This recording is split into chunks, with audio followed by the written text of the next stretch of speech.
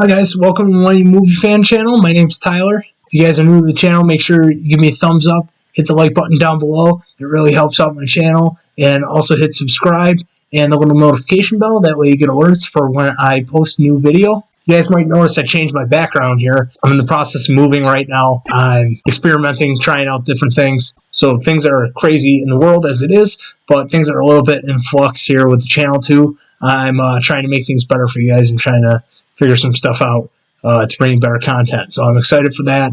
Big changes to come. Today's review for Review the MCU is Guardians of the Galaxy. This is probably, it's hard because Spider-Man's my favorite character, but this is probably my favorite MCU movie of all of them.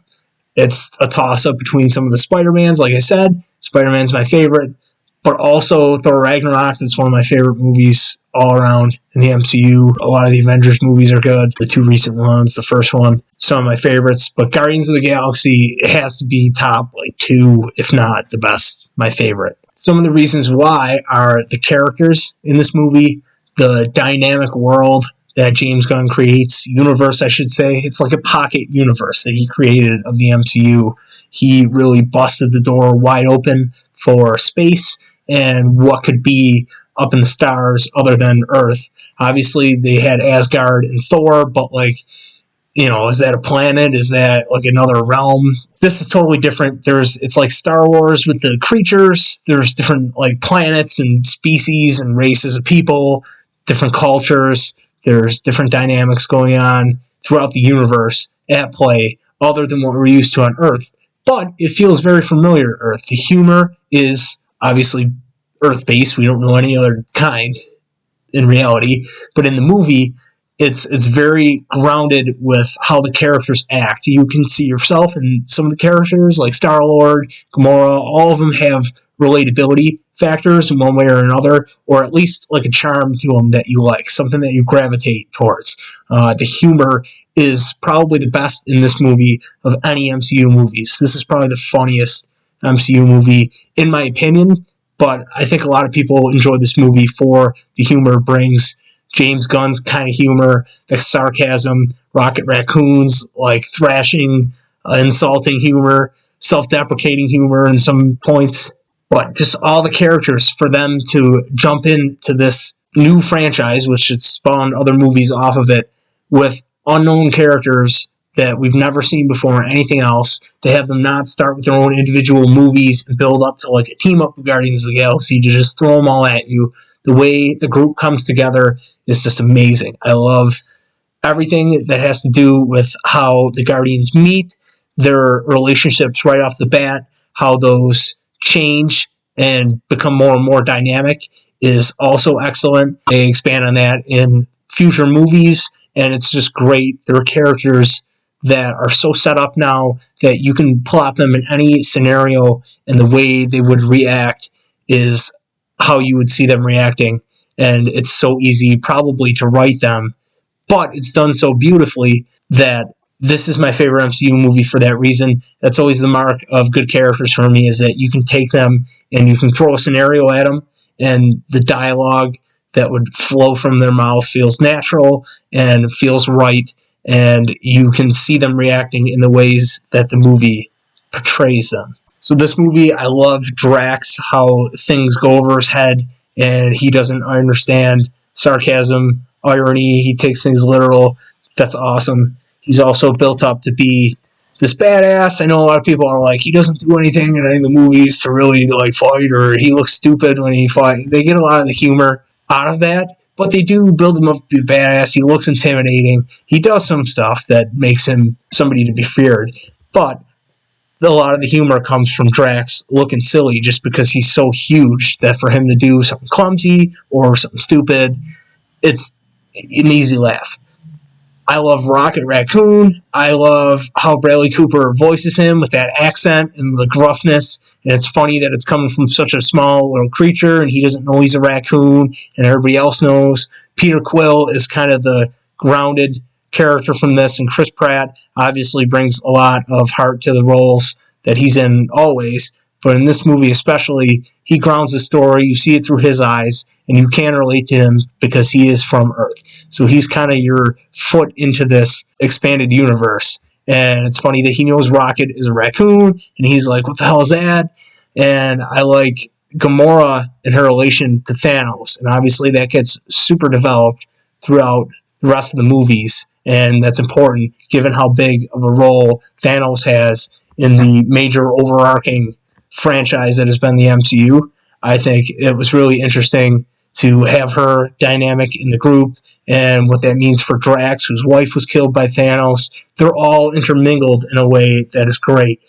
Groot, marketing-wise, I'm sure is awesome for toys and shirts and whatever, especially the Baby Groot character. But in this movie, it's awesome that Rocket is so talkative to have a sidekick that just says, I am Groot.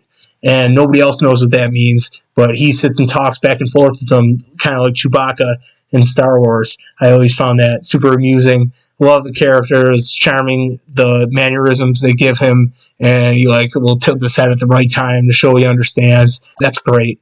It's a great dynamic to have to it. What I also love about this movie is going back and watching in hindsight what they did with Star-Lord's character, where this first movie, they show him losing his mother and the impact that had on him, and they hint at the end towards his father, and then the second movie is all about his dad. And it's rumored that the third movie, now that Gamora's kind of back, is about him finding her. So it's kind of the mother, the father, and then the love of his life that these stories revolve around, and really enrich that character. And Chris Pratt playing him as a Han Solo space cowboy in this space opera is amazing. And I love the soundtrack of this movie. I think it's one of the best movie soundtracks of all time. And I just love all the old-timey songs that they choose for this, even if it doesn't make sense. And some of them came out later than when Star-Lord left Earth and all this stuff. It's kind of the quintessential soundtrack that you think of. I pop it on in the car. I have the Alexa play it in the shower. I'm singing all the songs from that movie. And when they kick out in the movie, they're like, yeah, here you go. When you listen to it, when you're not watching the movie, you're thinking about the movie.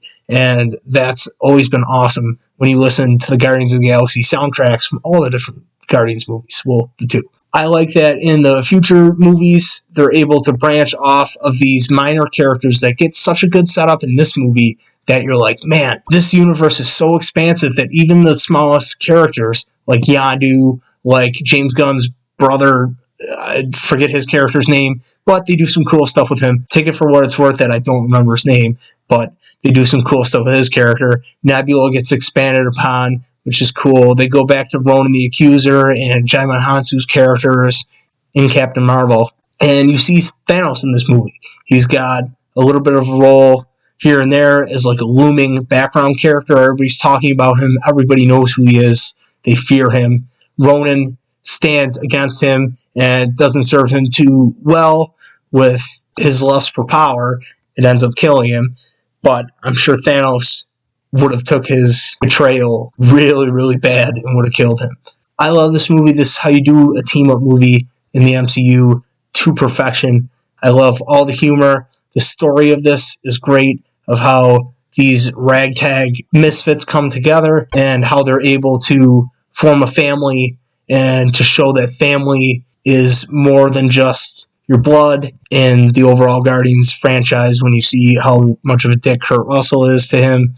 And his mom's gone, so Star-Lord looks outside of blood to find family, and he's able to do that. Drax has no family, looks outside of family, finds it. It's great how all these characters kind of come together and are able to make do with what they have, but are stronger together, and how they're able to kick butt and save the day and have an action-packed adventure with a kick-ass soundtrack that is a good time, a lot of laughs, a lot of fun to be had. This is one of the most revisable movies in the MCU, I believe. At least for me, I've probably seen this one the most, besides maybe the first Iron Man.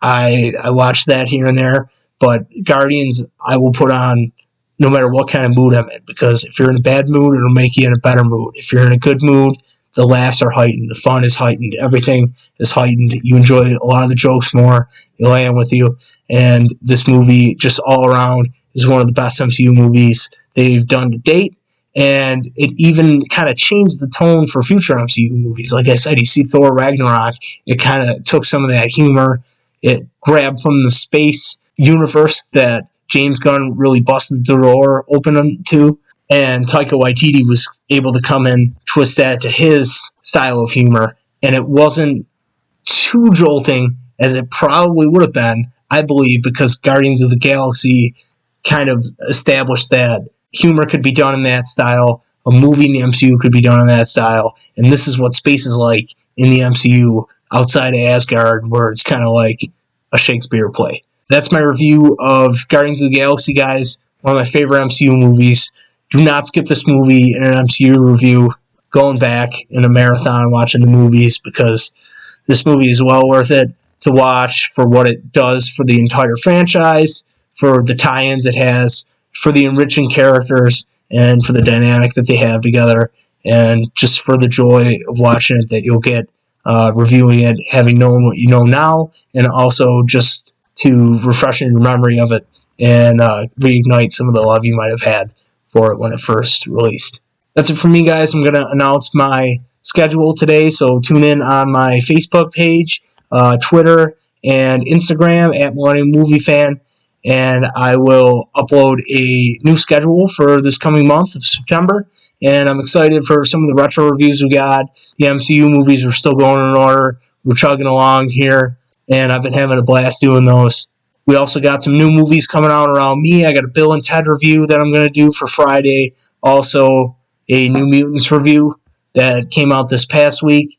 I also want to say Chadwick Boseman passed away this past weekend. We're all devastated having heard the news of that. I'd be remiss if I didn't touch upon how great an actor this guy was, for what he contributed to the movie industry, to pop culture and society as a whole.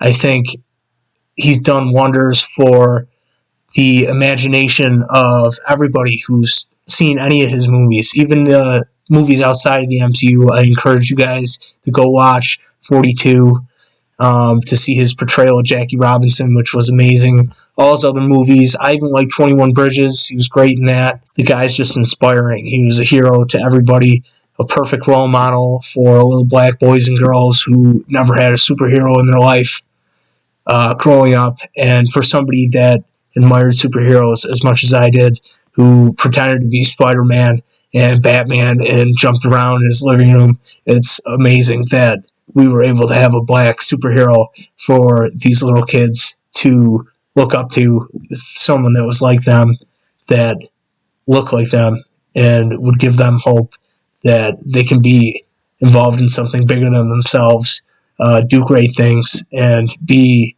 a hero. So with that being said, Wakanda forever. I will see you guys in the next video.